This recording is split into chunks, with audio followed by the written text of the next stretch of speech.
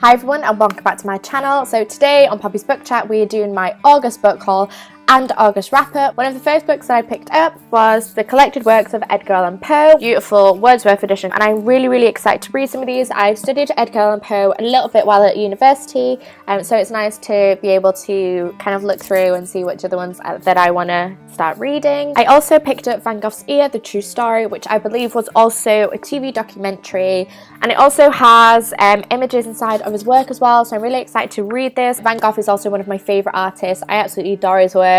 So I'm really excited to read a little bit more about his life. Another book that I finally picked up this month was Glass Sword by Victoria Aveyard. I started reading it a little bit, but I haven't got around to finishing it. I read Red Queen last year and I actually really enjoyed it. I really like elemental magic type fiction, so I am really excited to pick up the second book finally. In August I have also been back and forth to London, and while there I have accumulated a nice little pile of books, so I will go through some of those now as well. One of the first books that I picked up this month in London was Standard Deviation by Catherine Heine. I have mentioned this book in a previous video and I'll give you a little bit of an update about it in my wrap-up section of this video. Another book that I received while at Fourth Estate was The Atomic Weight of Love by Elizabeth J. Church, based in 1941. It's about a woman's struggle to define herself in the 40s and kind of face the struggle that women had in the early 20th century. I've not actually read that much fiction based in the 20th century other than utopian or dystopian novels, so I'm really excited to read this. I also have We Should All Be Feminist by Chimamanda Ngozi Adichie. I apologise if I'm pronouncing that wrong. It's only a little essay, again published by Fourth Estate. I really enjoyed it though, so I'll tell you a little bit more about it in my wrap-up. I also received this intriguing looking novel called You Too Can Have a Body Like Mine by Alexandra Kleeman. One of the best things that I like about this is the way that the cover is designed. I really like that it's made to look like a commercial magazine. It definitely really intrigued me. Even the back is kind of organised like articles, and I just find the blurb really interesting. Actually, I'm going to read this one out to you. A young woman called A lives with a young woman called B. B is becoming more and more like A, wearing her clothes, using her makeup.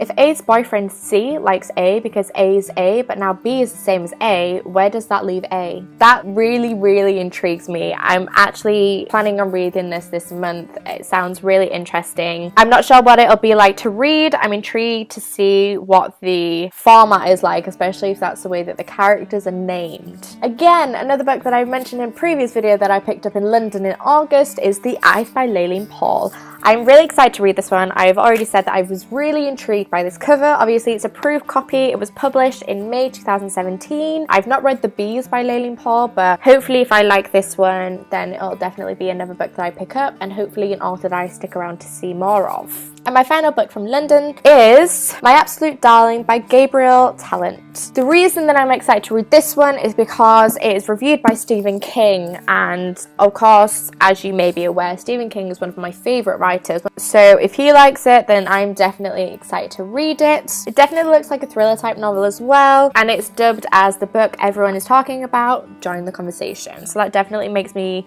more intrigued to pick it up, and that's the last book that I picked up in London this month. I may have mentioned in a previous video as well that my birthday is in August, so I did get a couple of books for my birthday as well, which I'm going to show you now. The first book that I got for my birthday this year is History Is All You Left Me by Adam Silvera. I mentioned recently that I haven't read any Adam Silvera, but I did do the end day book tag. Because I haven't read any of his books before, I was kind of keen to read one before I pick up They Both Die at the End. As luck would have it, I got a copy of History Is All You Left Me for my birthday, which I'm really excited about. It seems like a really nice YA novel about loss, love and memory, so we'll see if I enjoy this one. I really hope I do. The second book that I received for my birthday this year is Hag-seed by Margaret Atwood. I really enjoy Margaret Atwood. I studied The Handmaid's Tale this year at university, and it was definitely a book that really intrigued me. I haven't read much more of Margaret Atwood, but I'm really excited to get into reading more of her novels, and I really like Shakespeare as well, so because this is kind of a retelling of The Tempest as well, I'm really excited to see how I enjoy the novel and if I recognise the themes and how the story plays out. The last book that I finally got for my birthday this year, Virginia Woolf's A Room of One's Own. I've not read any Virginia Woolf before. She is a really intriguing author to me. Obviously as a a female writer in a time when female writers weren't exactly respected in the same way that male writers were. I also adore this new cover collection. I really hope that if I enjoy this one, then I'll pick up a few more in this edition. I'm very excited to finally read my first Virginia Woolf novel. Okay, that is it for my book haul, and now moving on to my wrap-up. I do not have a particularly large wrap-up this month because I've been back and forth to London, I've been in and out of Cardiff as well, and I've not found much time for reading. I've mostly been reading on trains and buses when I've not been falling asleep. The first book that I read this month is Standard Deviation by Katherine Heine. This book I think took me a while to read because of the narrative style. I really like the narrative style, but because of the conversational quality to the characters, especially Audra, who just seems to talk and talk and talk and talk, to keep up with it kind of exhausted me a little bit. So I really enjoyed that quality to the narrative, but it also was one of the things that made it hard for me to get through quite quickly. But I really enjoyed this book. I also felt like I needed to read something more familiar to kind of settle my reading appetite this month, because I felt like I needed to read something familiar, something that I enjoy, a book that I absolutely adore. I decided to pick up The Bone Season by Samantha Shannon. I got this book when it first came out a few years ago, and I really enjoyed it. It's definitely one of my favourite fantasy books. I think Samantha Shannon's series is really incredible, and I still need to pick up the third book this year. Because I just reread this one as well, I might reread the second one before I pick up The Sun Rising. If you haven't read The Bone Season yet, it's absolutely incredible. It follows the story of clairvoyancy and an alternate Earth to what we already know. It's only based in 2059 as well, so it's a very similar time, but with a distorted history that kind of disrupted the way that our society has been over the past 2 centuries. It's really easy to fall into the pattern of the novel. It also has so much new in it. It's so many different aspects that you wouldn't expect in this kind of fantasy book that it really keeps you on your toes. It keeps you at the edge of your seat.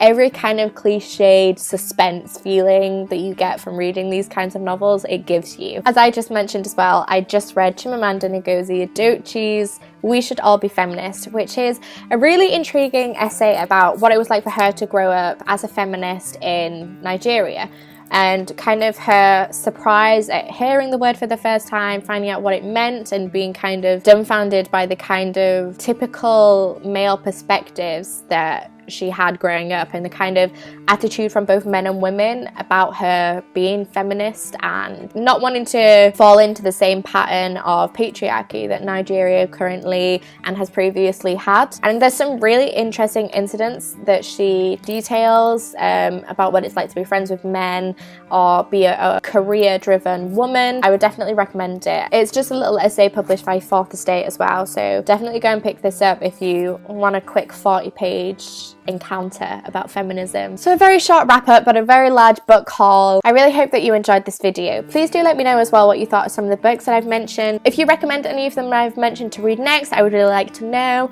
If you enjoyed this video, please give me a thumbs up. Please subscribe if you do want to see more from me, and I look forward to many more conversations about books with everybody. Bye, and thank you for watching.